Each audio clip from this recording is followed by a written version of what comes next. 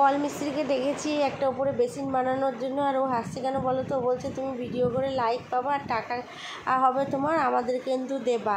তো এই দেখো একদম ওপরে একটা বেসিন নেই, ওই জন্য খুব একটু অসুবিধা হয়, ওই জন্য ওপরে একটা বেসিন লাগিয়ে নিলাম। বেসিনটা কেমন হয়েছে বলবে, হ্যাঁ। তো একদম ওয়াশিং মেশিনের পাশেই। আর আমার অবস্থা দেখো, ঘেমে ঠেমে একসার হয়ে গেছি। এতক্ষণ ওদের সঙ্গে নিচেই ছিলাম আমি, আর একটু রোদ্দুরের তাপও ছিল, তাই ঘরে ঢুকে একটুখানি অনেক দিন পর স্ক্রাব করে নিলাম। তো এখন স্নান ধান করবো, ওদের কাজ হয়ে গেলে কলের মুখ খুলে দেবে। এখন হচ্ছে ওপরে ট্যাঙ্কির মুখের লাইন বন্ধ আছে, ও একটুখানি হাই করে দিল। আর এই হচ্ছে গোপাল, ও হচ্ছে ফিটিং ফাটিংটা করছে। যাই হোক চলো।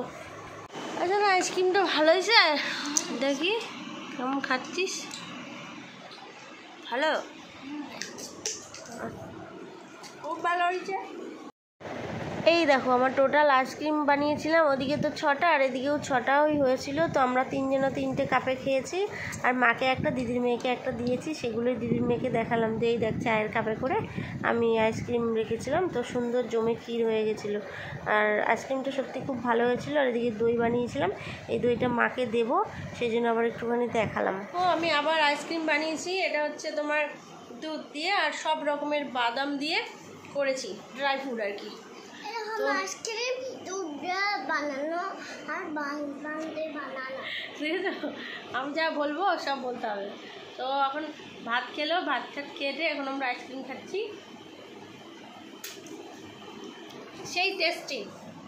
তোমার এটা হচ্ছে গরুর দুধটাকে জাল দিয়ে একদম ক্ষীরের মতো করেছি, তার মধ্যে আমুল দুধ গুলিয়ে দিয়েছি, তার মধ্যে হচ্ছে কাজু বাদাম, আমন্ড, পেস্তা বাদাম আর হচ্ছে তোমার বাদাম, আখরোট, এগুলো পেস্ট করে এর মধ্যে দিয়ে মিশিয়ে করেছে। দারুণ হয়েছে খেতে, জানো তো, সেই স্বাদ। তোমরাও একবার বানিয়ে খেও, বেশ ভালো লাগবে। আর আমার মনে হয় এটার মধ্যে অনেকটা প্রোটিনও আছে, বুঝছো, শুধু আইসক্রিমই নয়, প্রোটিনও আছে। এই দেখো, দেখেছো গাটা, এই দেখো দানা দানা দানা দানা, বেশ ভালো লাগছে। তোমরা তো বুঝতেই পারছো, গাঢ় করে দুধ জাল দিয়ে তার মধ্যে বাদাম টাদাম দিলে কীরকম স্বাদ লাগে। তো ওইরকমই ঠিক স্বাদটা, বেশ ভালো। এই দেখো এই একটা বোতল, এটা হচ্ছে গ্লুকন্ডির সঙ্গে ফ্রি পেয়েছি। এখন যে ভয়েস দিচ্ছি এতক্ষণে আমার বোতলের মুটকি ভাঙাও হয়ে গেছে। আর এই বোতলটা কিনেছি, ডাম্বেল বোতল। কেমন লাগছে একটুখানি বলো তো। আর চলো পরের দিন সকালবেলা আবার পুজো টুজো দিয়ে স্নান ধান করে পুজো টুজো দিয়ে এখন এসছি রান্নাঘরে। গুড মর্নিং সকলকে। তো কি রান্না করব দেখাই, চলো। তার আগে দেখাই, এই দেখো আবার আমাদের দুধ এনেছে, এখানে 6 কেজি দুধ আছে, আর একটা পাত্রও রাখা আছে, এটার মধ্যে 6 কেজি আটেনি। তো এই দেখো আমি আবার কাঁচা দুধের শটটাকে তুলবো। এটা এনেছিল গতকাল, মানে যেদিন ভিডিও করছি তার আগের দিন। একদিন আমি ফ্রিজে এরকম রেখে দিই, তবে গিয়ে কী হয় বলো তো, ভালো শটটা পড়ে, এই যে এরকম মোটা শটটা পরে একদিন রেখে দিলে। তো এটা দিয়ে সুন্দর ঘি হয়, বুঝেছো। আর একটুও গন্ধ লাগে না, কিচ্ছু লাগে না, বেশ ভালো সুন্দর ঘি হয়। তো ওদিকে আমার মাকে দেখিয়েছিলাম, আমার মা শুয়ে আইসক্রিম খাচ্ছিলো, দেখেছো। আমার মা পুরী থেকে এসছে, পুরীতে গেছিলো, দেখিয়েছি তোমাদের, ট্রেনে তুলতে গেছিলাম। তো মা ওই দিনই এসছে। আর পুরী গেলে মানুষের মুখ চুখ দেখেছো কীরকম হয়ে যায়, কালোও হয়ে যায়।